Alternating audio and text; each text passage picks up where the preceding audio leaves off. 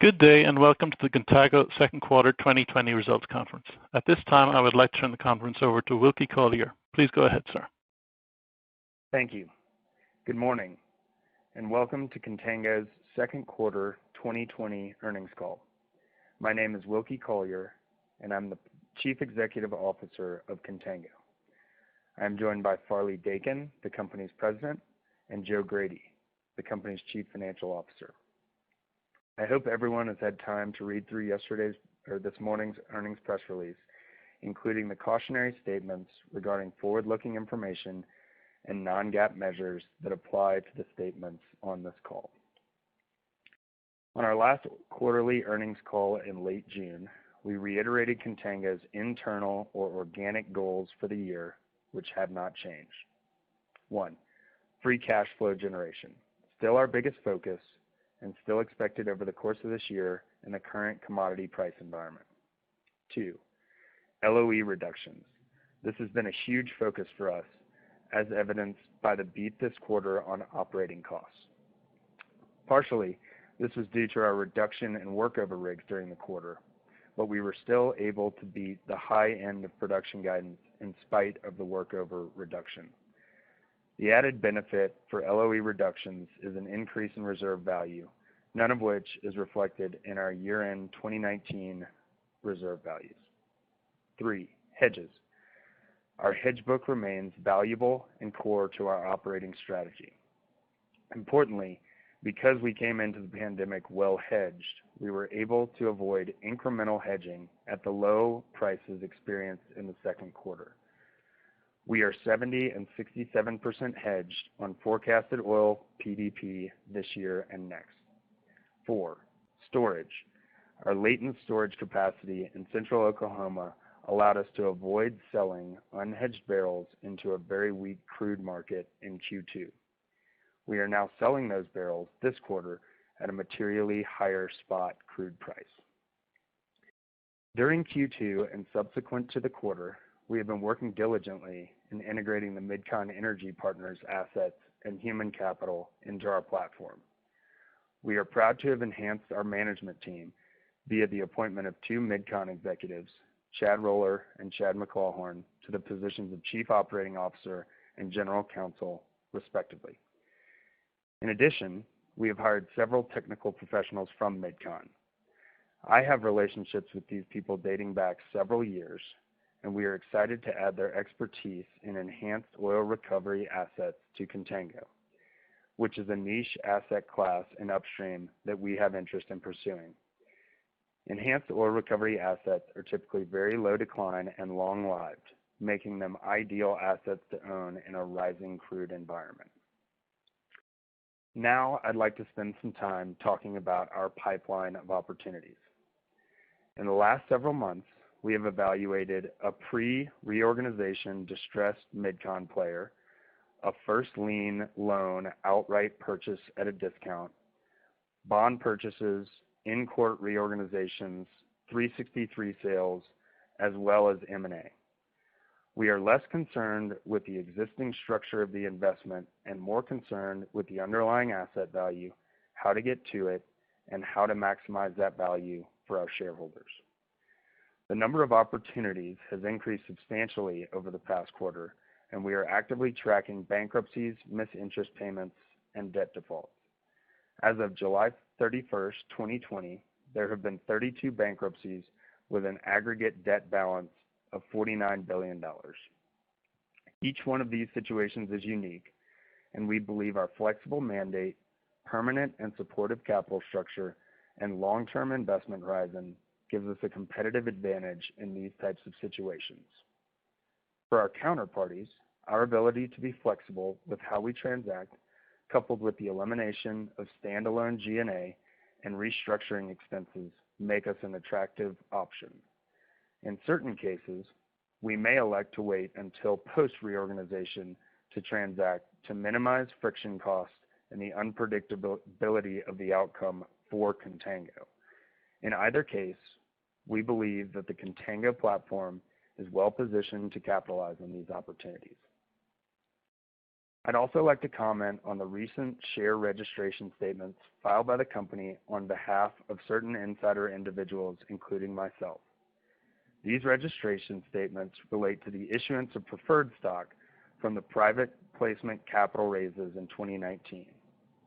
Although the phrase selling shareholders is used to describe the holders of stock covered by these statements, it does not necessarily mean that those individuals or entities are selling or will sell any stock, and none of the insiders, meaning Goff, Dakin, or Collier, have sold any shares of stock dating back to our active involvement with Contango, as we believe in the strategy and the direction of the company.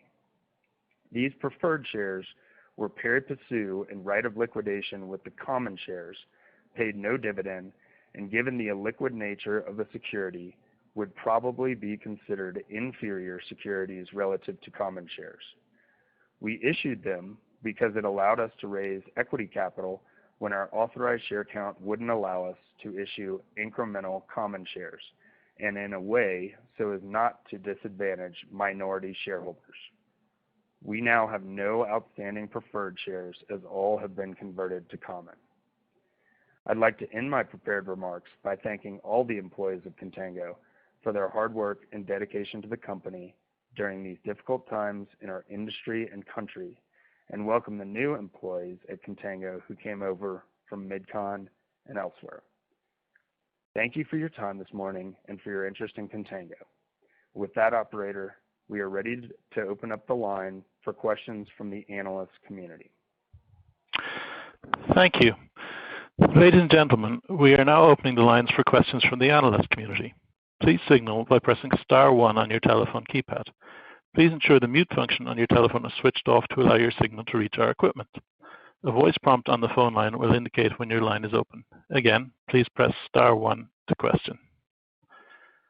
Now, we will now take our first question. Please go ahead. Hey, Wilkie, it's Mike with DWS. Can you just address your ability to get your debt below $75 million by September 30th per your revised borrowing base with your lending consortium? Yeah, hey Mike, thanks.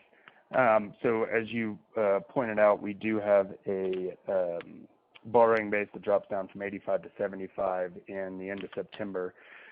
And I would just say that, as you might imagine, we worked with banks in sort of drafting these during the spring redeterminations, and we have every confidence that those are achievable drop downs, and look forward to hopefully higher price decks the next time we revisit the borrowing base season here in the fall. Hope that helps. Great. Yep. Thank you.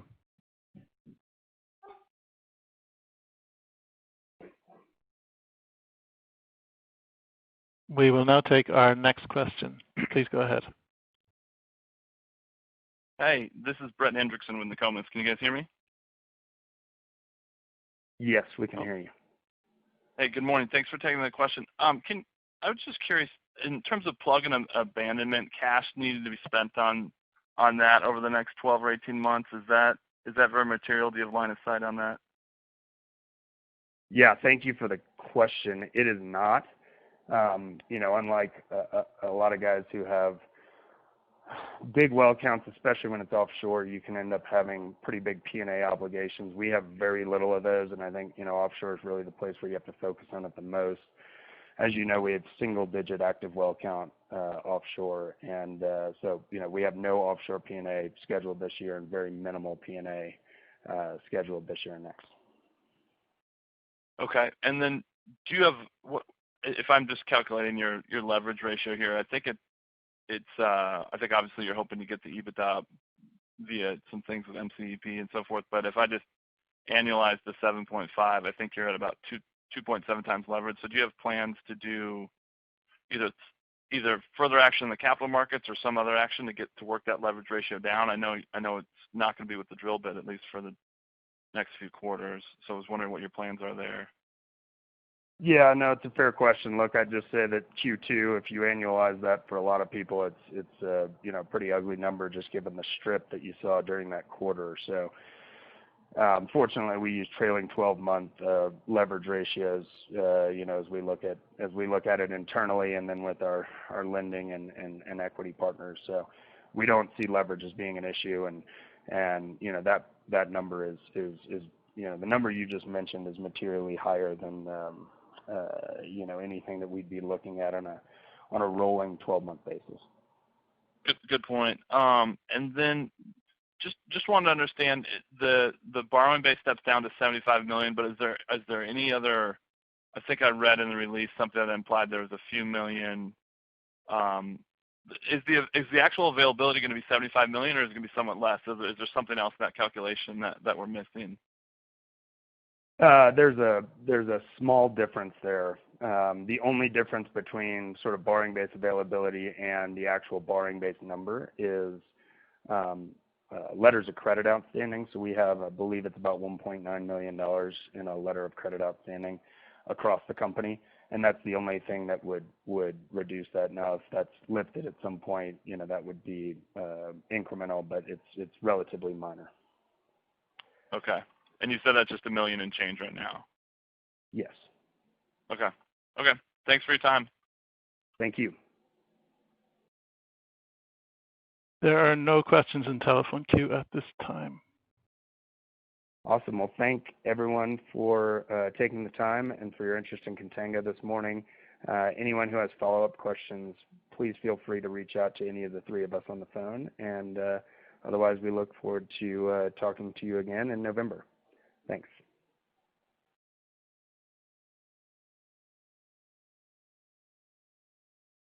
Ladies and gentlemen, this concludes today's conference call. Thank you for your participation. You may